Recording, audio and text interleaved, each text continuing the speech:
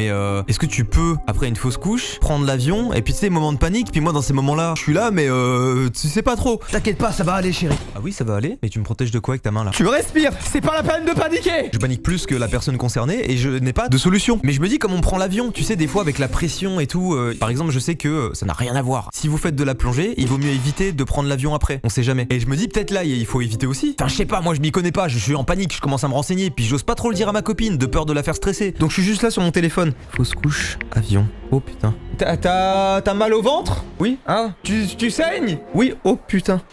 Stresse pas! Touche ta tête 2 fois! Ça fait mal! Ça fait mal ou pas?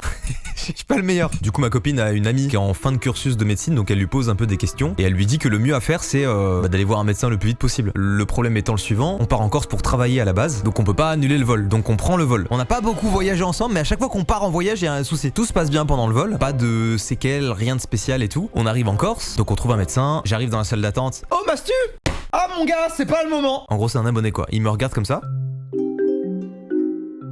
Danielou. Ah, ce Danielou, il est partout, il est dans le coin. Non, en vrai, je rigole, il me fait pas Danielou du tout. Il est très cool, très respectueux, mais je capte que c'est un abonné. Et je remarque qu'on entend tout ce que dit le médecin et que les murs sont du papier. Et du coup, ça me fait chier parce que je me dis, ah putain, il va entendre la conversation parce qu'on passe avant lui et ça m'emmerde. Mais c'est pas grave, c'est la vie, il faut accepter. On arrive chez le médecin, on lui explique un petit peu la situation et le médecin nous dit, pour être sûr, on va aller faire, j'ai pas envie de dire de conneries, mais je crois que c'est une échographie. Et il s'avère qu'effectivement, ma copine a fait une fausse couche. Donc effectivement, ma copine est tombée enceinte. Et on allait être papa et maman sans le savoir. Et j'ai un démon immense de sa gynécologue. Voilà, anecdote pas si joyeuse, mais ça permet de vous informer un petit peu sur ce qu'est une fausse couche, parce que vraiment les mecs, on n'y connaît rien. Mais sachez que beaucoup de femmes en font, c'est pas forcément signe de mauvaise santé, ça peut arriver pour plein de raisons différentes.